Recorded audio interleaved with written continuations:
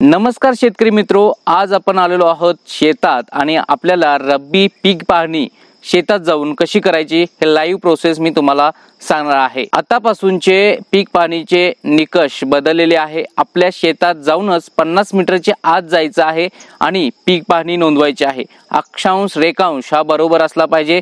मागील व्हिडिओ पाहिला असाल तर अटी शर्ती तुम्हाला माहिती असतील। तर आज आपण रब्बी पीक पाहणी शेतात कशी करायची, चला तर आजच्या व्हिडिओला सुरू करूया। आपल्याला प्ले स्टोर वरती यायचं आहे। प्ले स्टोर वरती आपल्याला सर्च करायचं आहे पीक पाहणी।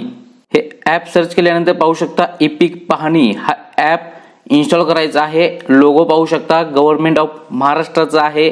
ई पीक पाहणी DCS याला इन्स्टॉल करा। इन्स्टॉल झाल्यानंतर पाहू शकता इथे ओपन करायचं आहे। यानंतर पहा इथे अलो करायचं आहे। त्यानंतर व्हाईल युजिंग द ॲप या पर्यायावर क्लिक करा। पुन्हा एकदा त्याच पर्यायावर क्लिक करा। यानंतर पहा आपल्याला इथे आता पीक पाहणी करायची आहे। पुढे जायचं आहे। पुढे गेल्यानंतर इथे पाहू शकता महसूल विभाग आपल्याला निवडायचा आहे। सूचना पाहू शकता रब्बी हंगाम चालू आहे। 1 डिसेंबर ते 15 जानेवारी पर्यंत आपल्याला पीक पाहणी करता येते। तर निवडा या पर्यायावरती क्लिक करा। इथून आपला विभाग निवडायचा आहे। यानंतर पुढे जा। यानंतर पहा शेतकरी म्हणून लॉग इन करा। यानंतर पहा इथे आपला मोबाईल नंबर जो काही लॉग इन केलेला होता तो एंटर करा आणि पुढे जा या पर्यायावरती क्लिक करा। किंवा नवीन नोंदणी करणार असाल तर नवीन मोबाईल नंबर एंटर करा आणि पुढे जा। आता ऑलरेडी रजिस्टर्ड असाल तर पहा इथे खातेदाराचे नाव आहे, निवडा पर्याय आहे। या पर्यायावरती क्लिक करा। जेवढे काही खातेदार तुम्ही या मोबाईल नंबर मध्ये ऍड केलेला आहात ते खातेदार येऊन जातील। आता तुम्हाला कोणाची पीक पाहणी करायची आहे त्याच्या नावासमोर टिक करायची आहे। यानंतर पहा सांकेतांक क्रमांक आपल्याला माहिती नसेल तर सांकेतांक विसरलात या पर्यायावरती क्लिक करा आणि इथून तुमचा सांकेतांक क्रमांक मिळवायचा आहे। त्यानंतर इथे या बॉक्स मध्ये तो सांकेतांक क्रमांक टाइप करायचा आहे। यानंतर पहा इथे आपल्याला जर नवीन खातेदार नोंदणी करायची असेल तर नवीन खातेदार नोंदणी करा या पर्यायावरती क्लिक करून तुम्ही तुमची नवीन खातेदार नोंदणी करू शकता। आता पहा ऑलरेडी नोंदणी आहे। पुढे बाण देण्यात आलेला आहे त्या पर्यायावरती क्लिक करा। यानंतर पहा इथे आपल्याला नवीन पेज ओपन होणार आहे। यामध्ये पहिला ऑप्शन आपण पाहू शकता कायम पड आणि चालू पड। आपल्या 7 पर्यायावरती जर कायम पड आणि चालू पड असेल तर तो पर्याय निवडायचा आहे। इथून तुमचा खाते क्रमांक सिलेक्ट करून घ्यायचा आहे। यानंतर पहा इथे तुमचा गट क्रमांक सिलेक्ट करून घ्यायचा आहे। त्यानंतर पहा क्षेत्र ऑटोमॅटिकली येऊन जाईल। यामध्ये कायम पड आणि चालू पड प्रकार निवडा। यामधून कायम पड आहे की चालू पड आहे ते निवडायचं आहे। कायमचं पड असेल तर कायम पड आणि चालू पड असेल तर चालू पड या पर्यायावरती क्लिक करा। त्यानंतर पहा पड या पर्यायावरती क्लिक केल्यानंतर खाजगी वन, राखीव वन, डोंगर पड, खान पड, तलाव पड जे काही पड तुम्हाला लागू होतं ते लागू तुम्ही इथे करू शकता। सरकारी वन किंवा नाला पड हे जे पर्याय आहे, राईस मिल पड, जे काही तुम्ही कशासाठी पड ठेवलेला आहात ते तुम्ही इथून सिलेक्ट करून घ्यायचं आहे। त्यानंतर पहा किती पड आहे ते क्षेत्र आपल्याला इथे टाइप करायचं आहे आणि इथे बरोबर टिक मार्क देण्यात आलेले आहे। त्या पर्यायावरती क्लिक करायचं आहे आणि आपल्याला कायम पड वगैरे नोंदवायची आहे। आता हे कायम पड किंवा चालू पड भरल्यानंतर इथे पड माहिती पहा हा पर्याय आहे। त्यावरती क्लिक करून तुमची जर पड माहिती आहे तर ती ओपन होणार आहे। पुन्हा आपल्याला बॅक यायचं आहे आणि आपल्याला 2 नंबरचा ऑप्शन आहे पीक माहिती नोंदवा हा पर्याय आहे। ह्या पर्यायावरती क्लिक करायचं आहे। इथे पाहू शकता 2 ऑप्शन आहेत, पीक पेरणीची माहिती भरा आणि पिकाची माहिती पहा। आता पिकाची माहिती पहा या पर्यायावरती क्लिक केल्यानंतर आपल्याला खरीप हंगामात जी काही तुम्ही माहिती भरलेला होता ती तुमची इथे ओपन होणार आहे। आता पहा आपल्याला रब्बी हंगामाची भरायची आहे तर पीक पेरणीची माहिती भरा। खाते क्रमांक इथून सिलेक्ट करून घ्यायचा आहे। गट क्रमांक तुमचा सिलेक्ट करून घ्यायचा आहे। आता पहा क्षेत्र आलेलं आहे। यामध्ये आता जर कायम पड मध्ये थोडे असेल तर ती वजा होणार आहे। इथे पोट खराब काय असेल तर ती वजा होणार आहे। आता पहा हंगाम निवडायचा आहे। इथून रब्बी आणि संपूर्ण वर्ष आहे तर रब्बी हंगाम आहे त्यामुळे रब्बी हंगामावरती क्लिक करतोय। त्यानंतर पहा पिकाचा वर्ग आपल्याला इथून सिलेक्ट करून घ्यायचा आहे। इथे तुमचं पीक कोणतं आहे, निर्भेळ पीक म्हणजे एकच पीक आहे तुमच्या शेतात की बहुपीक म्हणजे अनेक पीक एका पिकासोबत दुसरं पीक घेतलेलं असाल तर मिश्र पीक। त्यानंतर पॉली हाऊस पीक, शेडनेट हाऊस पीक तर तुमचं कोणतं पीक आहे, एक पीक असेल तर एक पीक पर्यायावर क्लिक करा। त्यानंतर पहा निर्भेळ पिकाचा प्रकार निवडा यावरती क्लिक करा। पीक आहे की फळबाग आहे। आता फळबाग जर नोंदवायची असेल तर फळबाग सुद्धा नोंदवू शकता। आता पीक असेल तर पीक या पर्यायावरती क्लिक करा। त्यानंतर पिकांची झाडांची नावे या पर्यायावर क्लिक करा। आता पीक कोणतं आहे तुमचं, ज्वारी, बाजरी, भुईमूग, मका, मूग, सोयाबीन, उडीद, कापूस जे काही तुम्ही लावलेला आहात ते तुम्हाला इथून सिलेक्ट करून घ्यायचं आहे। उदाहरणार्थ मी नाचणी घेतोय, तुमचं जे काही आहे पीक ते तुम्ही सिलेक्ट करा। आता पहा क्षेत्र, किती क्षेत्र, आता 0.29 पैकी किती क्षेत्रात तुम्ही हे लागवड केलेली आहे ते क्षेत्र इथे भरायचं आहे। पूर्ण क्षेत्र असेल तर पूर्ण क्षेत्र भरा या पर्यायावर क्लिक करा।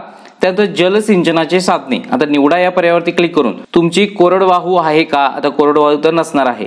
कूप, नलिका, बोरवेल, विंधन विहीर, सरकारी कालवा, खाजगी कालवा, विहीर, तलाव, बंधारा, उपसा सिंचन, जलाशय, उपसा सिंचन किंवा कालवा, सरकारी किंवा नदी, नाला, शेततळे, सामूहिक शेततळे, अन्य सर्वे नंबर मधील विहीर, अन्य सर्वे मधील कूप, नलिका, जो काही तुमचा पर्याय आहे, नदीपासून तुम्ही सिंचनाचं साधन आहे ते जे काही आहे ते तुम्ही इथे सिलेक्ट करून घ्यायचं आहे।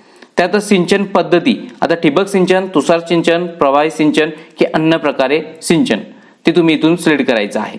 यानंतर पहा लागवडीचा दिनांक इथून तुमचा घ्यायचा आहे, कोणत्या दिवशी तुम्ही लागवड केलेली आहे ती कॅलेंडर मधून तारीख घ्यायची आहे आणि ओके वरती क्लिक करायचं आहे। आता पहा किमान आधारभूत किंमत योजनेअंतर्गत विक्रीसाठी नोंदणी करायची आहे का, जर तुम्हाला नोंदणी करायची असेल तर होय करा, अन्यथा नाही या पर्यायावरती क्लिक करा। त्यानंतर पुढे जा हा पर्यायावरती क्लिक करा। यानंतर पहा आता आपल्याला इथे नकाशा ओपन झालेला आहे। आता तुमचा हा जो गट नंबर ओपन झालेला आहे त्या गट नंबर मध्येच आपल्याला जायचं आहे। आता निवडलेल्या सर्वे गट क्रमांकापासून अंतर किती किलोमीटर आहे ते इथे पाहू शकता, 1644.39 मीटर लांब आहे। आपल्याला 50 मीटरच्या आत जाणं गरजेचं आहे, तरच तुमचा हा पीक पाहणी बरोबर आणि अचूक होणार आहे आणि त्यावेळीच आपण पीक पाहणी करायची आहे। आता आपल्याला 1644 मीटर अंतरावरती आपल्या शेतात जाणं गरजेचं आहे, तर मी पहिल्यांदा शेतात जातो आणि तुम्हाला मी लाईव्ह दाखवतो। पाहू शकता मी आता 169 मीटर लांबीपर्यंत आहे, म्हणजेच 50 मीटरच्या आत आपल्याला त्या शेतापर्यंत जायचं आहे। जसं जसं पुढे जाल तसं तसं तुम्हाला ते क्षेत्र कमी होताना दिसत आहे।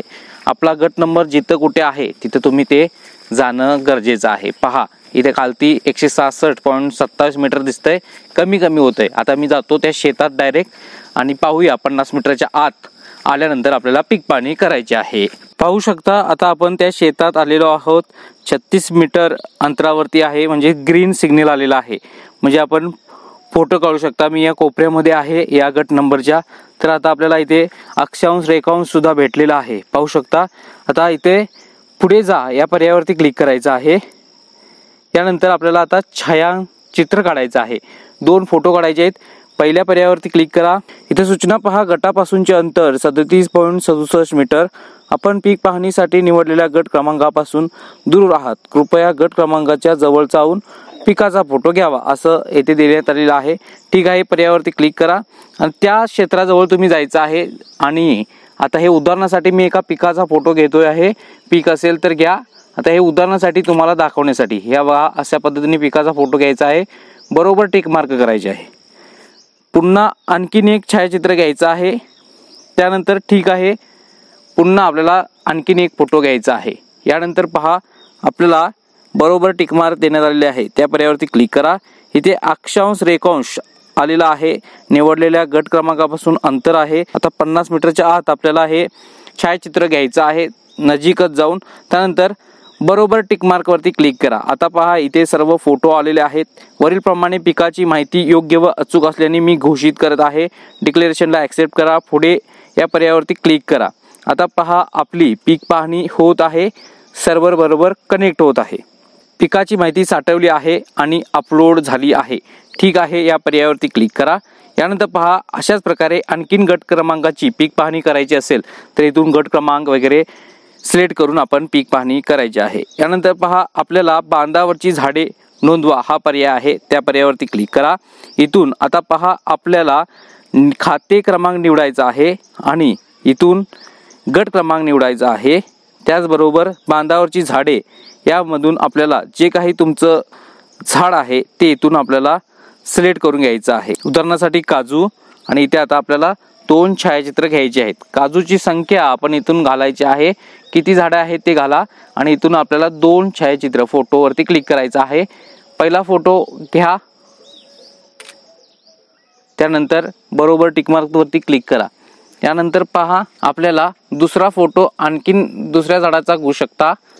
त्यानंतर त्याला सुद्धा बरोबर टिक मार्क करून घ्यायचे आहे। त्यानंतर हा सुद्धा तुमचा फोटो अपलोड करण्यासाठी बरोबर टिक मार्क वरती क्लिक करा। यानंतर पहा डिक्लेरेशनला ॲक्सेप्ट करा, पुढे वरती क्लिक करा। अशा पद्धतीने आपण आपल्या बांधावरच्या झाडाची सुद्धा नोंद घेऊ शकतो। त्यानंतर ठीक आहे पर्यायावरती क्लिक करा।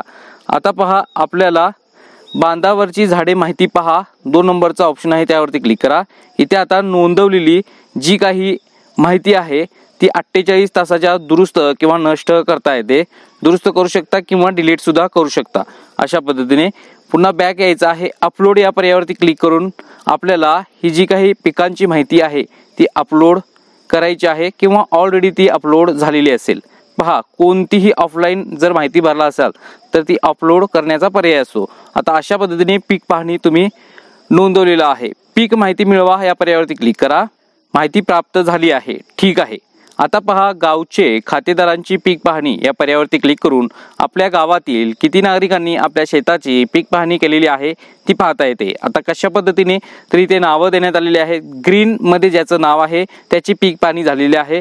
डोळ्याचा आयकॉन आहे त्यावरती क्लिक केल्यानंतर त्याची सुद्धा माहिती, नंबर, खाते क्रमांक, त्यानं कोणती पीक पाहणी केलेली आहे ती सुद्धा आपल्याला पाहता येते। अशा पद्धतीने आपली पीक पाहणी झाली असेल तर ग्रीन मध्ये येणं गरजेचं आहे। अशा प्रकारे मित्रो आपल्याला आपल्या पिकांची तसेच बांधावरच्या झाडांची तसेच पड माहिती आपल्या 7/12वरती नोंद करायची आहे। शेतात जाऊनच आपण ही पीक पाहणी करा। तुम्हाला काही अडचणी असतील तर कमेंट सेक्शनचा जरूर वापर करा। चॅनलवरती नवीन असाल तर आत्ताच चॅनलला सबस्क्राईब करा। पुन्हा भेटूया नेक्स्ट महत्त्वपूर्ण व्हिडिओ घेऊन। जय हिंद, जय महाराष्ट्र।